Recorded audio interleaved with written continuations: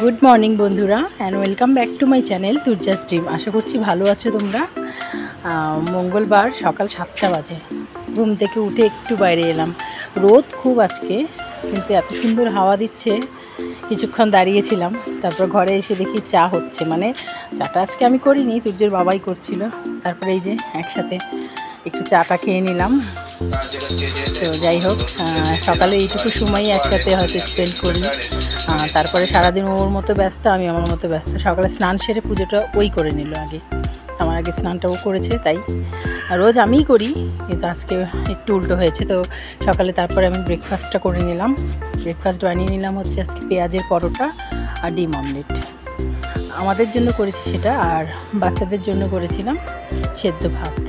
একটু ঘি দিয়ে ওদেরকে দিয়ে দিলাম। আর দেরি করবো না, দুপুরে রান্নায় চলে যাই। প্রথমে ভাতটাই করে নিলাম আগে, কারণ ভাত হয়ে গেলে ওই তাড়াতাড়ি করে দুই চুলায় দুটো দিলে চটপট হয়ে যায় রান্না, মানে বেশিক্ষণ দেরি হয় না। তো ভাত হতে সময়ও বেশি লাগে না, চট করে হয়েও যায়। আর আজকে রান্না হবে কাতলা মাছের মাথা দিয়ে মুড়ি ঘন্ট। চলো সেই রেসিপিটি তোমাদের সাথে শেয়ার করি। প্রথমে নুন হলুদ দিয়ে মাথাটা খুব ভালোভাবে ভেজে নিলাম, আর গোবিন্দভোগ চালটাকে ধুয়ে একটুখানি জল ঝরিয়ে নিয়েছি।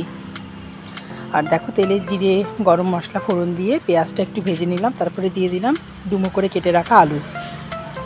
এবার পেঁয়াজের সাথে আলুটাকেও ভালোভাবে ভেজে নিতে হবে। দেখো, মুড়িঘণ্টের মধ্যে এই পেঁয়াজ ভাজার ব্যাপারটা খুব ভালোভাবে করতে হবে, কারণ পেঁয়াজ ভাজার এই ফ্লেভারটাই মুড়িঘণ্টে রিফ্লেক্ট করে। অনেকে পেঁয়াজ দেয় না, সেভাবেও করা যায়। যারা পেঁয়াজ খান না, মানে তারা পেঁয়াজ দেবেন না, এটাই। আর দেখো, মশলা দিয়ে দিলাম এখানে জিরে, লঙ্কা, নুন, হলুদ, আদা বাটা, ব্যাস। মশলাটা কষিয়ে দিয়ে দিলাম চালটা। এবার খুব ভালোভাবে চালটাকে ভেজে নেব। চালটাও ভালোভাবে ভেজে নিতে হবে। মুড়িঘণ্ট রান্নাটা একটু ধৈর্য মতো করলেই হয়ে যায়। বিভিন্নভাবে বিভিন্ন স্টাইলে রান্নাবান্না করা যায়, যে যেভাবে পছন্দ করে। যেদিন ইচ্ছে হয় পেঁয়াজ দিই, কোনো দিন ইচ্ছে না হলে পেঁয়াজ দিই না, এরকম ব্যাপার। তো দেখো, জল দিয়ে দিয়েছি। আমি 1 পট চাল নিয়েছিলাম, তো 3 পট জল দিয়েছি। তারপরে ভেজে রাখা মাথাগুলো দিয়ে দিলাম, একটুখানি ফুটিয়ে দেখো ঢেকে রেখেছিলাম। এবার লো ফ্লেমে ঘি আর গরম মশলা দিয়ে নামিয়ে নিলাম। তো রেসিপিটি তোমাদের কেমন লাগলো আমাকে কিন্তু অবশ্যই কমেন্টে জানিও কেমন। চলো, আজ হবে পাবদা মাছের সর্ষে পাতুরি। তো তেলে মাছটাকে আগে ভালোভাবে ভেজে নিলাম নুন হলুদ দিয়ে। এবার একটু রসুন, কাঁচা লঙ্কা, নুন হলুদ দিয়ে ভালোভাবে মশলাটা কষিয়ে নিয়ে একটুখানি জল দিয়ে দিলাম। জলটা ফুটে উঠেছে, ভালোভাবে ফুটিয়েছি। তারপরে দিয়ে দিলাম ভেজে রাখা মাছগুলো। এবার মাছগুলো সমেত ভালোভাবে ফুটে গেছে ঝোলটা, তো সর্ষে দিয়ে দিলাম। এবার সর্ষে দিয়ে আর বেশিক্ষণ রাখবো না, বাস নামিয়ে নিলাম। তো পাবদা মাছের সর্ষে পাতুরি রেডি।